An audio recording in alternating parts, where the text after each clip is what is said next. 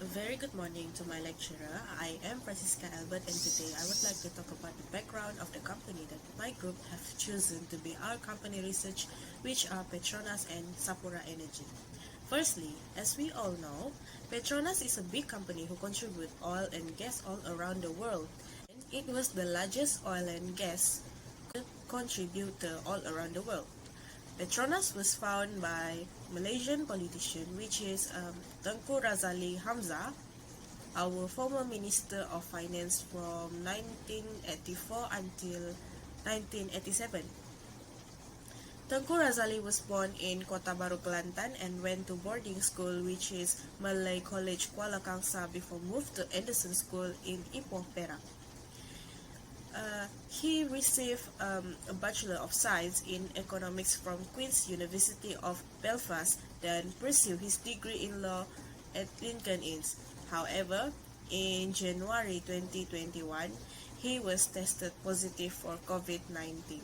Petronas has stand for 46 years, and their first began to explore oil was in Miri, Sarawak, after Charles Brooks signed the oil mining lease in 1909. The first oil well was named Grand Old Lady. They then began to drill oil in Brunei and discovered in 1929. Other than distributing oil and gas worldwide, Petronas also awards education sponsorship for Malaysian and international students who further their studies at local or foreign university, but it is also based on their academic result, and the sponsorship is in the form of convertible loans. Next is Sapura Energy. Sapura Energy is also a company who contributes oil and gas from local to international. However, it is not yet can be considered worldwide as how success Petronas distribute their product all around the world. But Sapura Energy can be considered as a competitive company because it is a combination of two companies, which are Sapura Crest Petroleum Berhad and Kencana Petroleum Berhad, and it was formerly known as Sapura Kencana Petroleum Berhad. It was founded 9 years ago by the merging of two companies, and the key people in the company now is Abdul Jalil Abdul Rashid, the chairman of Sapura Energy, and Shahril Samsudin, the president and the CEO of Sapura Energy. That's all from me. Thank you. Trend analysis under Chapter 3 Financial Ratio is used to evaluate a firm's performance by year to year. There are four of financial ratio, which is first, liquidity ratio, second, profitability ratio, debt ratio, and also asset management ratio. We talk about trend analysis Petronas first. Under liquidity ratio, there are three items under it. First is net working capital NWC, current ratio CR, and lastly quiet ratio QR. As we can see in the slide, the orange one is NWC, and the highest one is in 2017 and the lowest one is 2015. For the green one is current ratio. Current ratio, the highest one is in 2017 while the lowest one is in 2018. And for the blue one, which is quiet ratio QR, still the highest one is 2017 and the lowest one is 2018.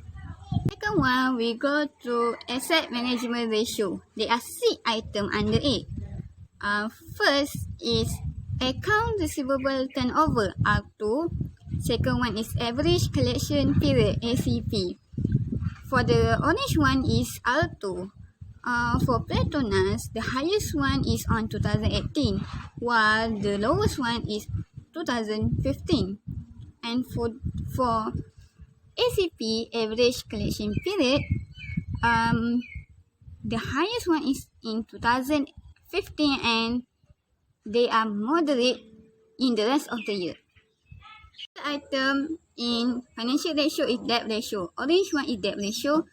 The green one is debt to equity ratio, and the blue one is time interest earned, TIE. For the orange one, the highest one in 2018 while the lowest one in 2017. For the debt to equity ratio, the highest one is in 2018 while the lowest one is in 2017 also.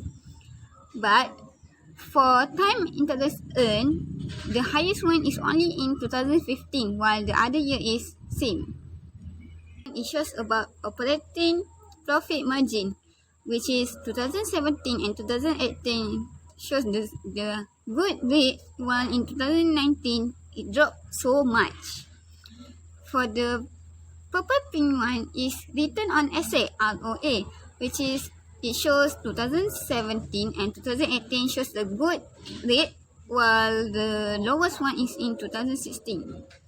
And for the yellow one is return on equity, which is 2018 shows the highest one, while 2016 shows the lowest one. That's all for trend analysis Petronas. For trend analysis Sapura Energy, we go back to liquidity ratio, which is the highest one in debt ratio is in 2019, while the lowest one in 2018. For the green one, again 2019 shows the highest one in the graph, while 2016 shows the lowest graph. And for the blue one, still 2019 is the best on that year, and 2016 is the lowest one. Management ratio, it shows that the orange one is the highest one rather than another year that being lowest year by year, while for the green one, 2019 shows the highest one rather than another year. For the blue one, 2017 is the highest rather than other year. The black one shows that 2018 shows the highest one and 2019 is the lowest one. And lastly, the indigo one, 2015 shows the highest one and 2019 is the lowest one. And for your information, ITO eventually turnover for Sapura Energy is 0. Third item under financial ratio is debt ratio. The orange one is debt ratio, the green one is debt to equity ratio, and the blue one is time interest earned, TIE. Debt ratio shows that in 2019 they are the highest one rather than the other year. Green one shows the debt to equity ratio, which is the highest one is 2016 and the lowest one is 2017. While time interest earned is just same, moderate by year to year. For profitability ratio, it shows that gross profit margin GPM for Sapura Energy is stable year by year, while net profit margin, the highest one is in 2019, together with operation profit margin. And for return on asset ROA, the highest one is in 2019, and return on equity ROE is the highest one in 2018. Let's move on to comparative analysis. Petronas versus Sapura Energy. In this slide, I show the 2018 to 2019, but in here, I will talk only about 2019. Let's go. Liquidity ratio, as I mentioned just now, they have 3 items.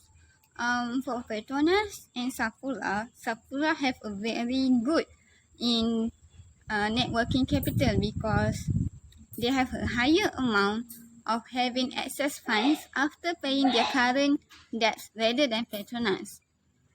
While for current ratio, it shows that both companies show their company ability to pay the short-term liabilities, and the quiet ratio, to be honest, Petronas is much better than Sapura Energy, and it is because they have the inventory of the company, but the Sapura Energy does not. All the 6 items in asset management, and only take 2 from it to be compared. First is R2, account receivable turnover, shows that both companies have a higher of ability to collect the debt from the customer, but for sure Petronas have a good rate rather than Sapura Energy. While for average collection period ACP, it shows that actually ACP, the shorter the better. So as we can see in the graph, Petronas only take 92.4 days to collect credit sales, better than the Sapura Energy that need to take long days to get it. Debt ratio, I also take only two items in it to be compared. For debt ratio, in 2019, to be sure that Petronas is able to reduce the risk of the company by having debt ratio more low than the Sapura Energy, and while for DER, debt to equity ratio, Sapura Energy perhaps shows the ability to reduce the risk of the company rather than Petronas. One item under profitability ratio, I only take two from it, which is Sapura Energy Berhad is more effective in generating gross profit, which is 100% rather than Petronas. And for net profit margin, again, Sapura Energy is more able in getting net profit 200.8% rather than Petronas. So that's all for trend analysis and comparative analysis. Petronas versus Sapura Energy. Assalamualaikum. My name is Nur Shazwinda binti Jafridin. I will be presenting ways for the company Petronas and Sapura to improve their current financial position based on the calculated ratio. Okay, there are a few ways that Petronas can do to improve their financial position. Okay, the first way Petronas can do is get advice from the professional. Getting advice from experts in the same field is one way for Petronas to continue to thrive in their business. For example, take advice from the Royal Dutch Shell, which has made a profit of $23.9 billion in 2019. Petronas can make the way Shell do in maintaining their business as an example for Petronas to continue to thrive in their business and successfully stabilize without fall in profit. Okay, the second way that Petronas can do is consolidate debt. One of the way that Petronas can do to manage their debt is by doing debt consolidate. By doing debt consolidate, Petronas can facilitate the payment of their debt in an effective way without burdening the company. Okay, the third ways that Petronas can do is use a new marketing technique. In order for Petronas to improve their financial position, they have to make a new step on marketing the product. Being up to date is very important in business, which is it is the best way to change in interest or things that are trending in local society. For example, using technologies such as internet and mass media that are easily accessible to the public. Okay, next for Sapura, the ways that Sapura can do to improve their financial position is doing recovering outstanding debt. Debt is one of the biggest problem that faced by Sapura company. Excessive debt can be a burden to the company. Sapura must find another way to pay off their debt if their income is not good. For example, Sapura must always ensure their debtors to pay their debt to Sapura, because this is one of the causes that Sapura cannot pay their debt. By releasing a larger debt from the company, Sapura can focus on settling small debt. Okay, the second way that Sapura can do is improve their cash flow. Among the possible way for Sapura to improve their cash flow is with expanding their sales market, such as adding a new product or services.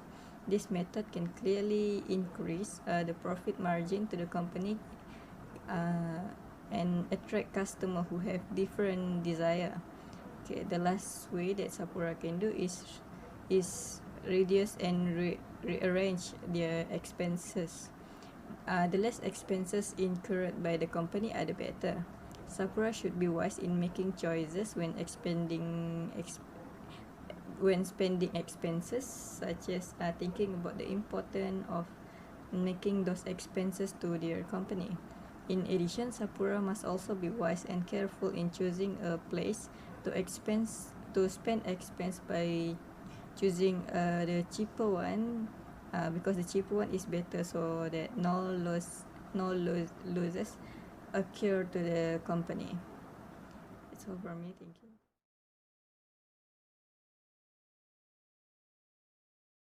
Hi, Assalamualaikum, and my name is Muhammad Farhan bin Azam, and I from Group 4. Today, I would like to present about the topic, which is the importance of calculated ratio to different parties or market player, as well as expectation to the future outlook of the company based on my analysis. Calculated ratio is benefit of ratio. Why benefit ratio is important? Financial ratio are important tool for quantitative analysis. Certain ratio are available to evaluate both short and long-term financial and operational performance, making them useful at identifying trends in the business and providing warning sign when it may be time to make a change. There are also specific ratio that can measure important variable essential to one industry or another. By evaluating particular ratio, a business can benchmark itself against similar companies and understand its strengths, weaknesses, threats, and areas of opportunity. One is liquidity ratio. Why is it important? These ratios are designed to indicate a company's ability to manage short-term financial obligations, including short-term debit. The ratio is calculated by comparing the company's liquid assets, those that can be turned into cash easily, against current short-term liabilities. The higher the coverage, the greater the ability to cover short-term debt. By contrast, lower coverage means a decreased ability to handle short-term debts. When a company is having trouble meeting short-term financial obligation, it could very well be an indicator of trouble and day-to-day operations. Could be impact. Example of liquidity ratio include current, quick, cash, and day of working capital ratio. Next, important of calculation ratio is leverage ratio. Leverage ratio are designed to indicate the long-term health of a business. Their primary role is to indicate how much capital comes from debt such as loan and credit, and to determine the ability of a company to meet its long-term financial needs. Leverage ratio are important because they illustrate how much a company relies on the mixture of debt and equity to maintain operation. Example of leverage ratio includes debt to equity, long-term debt to capitalization, and total debt to capitalization ratio. Next is profitability ratio. Profitability ratio indicate a company ability to generate earning against cost during a given period. The ratio reveals how well a company is making use of its assets to generate a profit. Profitability ratio are generally used to determine how profitable a company is one period of time over another period of time. Example of profitability ratio include profit margin, return on asset, and return on equity. Next is for planning and future forecasting of the firm. Analysis and manager can find a trend and use the trend for future forecasting, and can also be used for critical decision making by external stakeholders like the investor. The investor can analyze whether they should invest into the company, which is the company can make a profit or not. From me, thank you.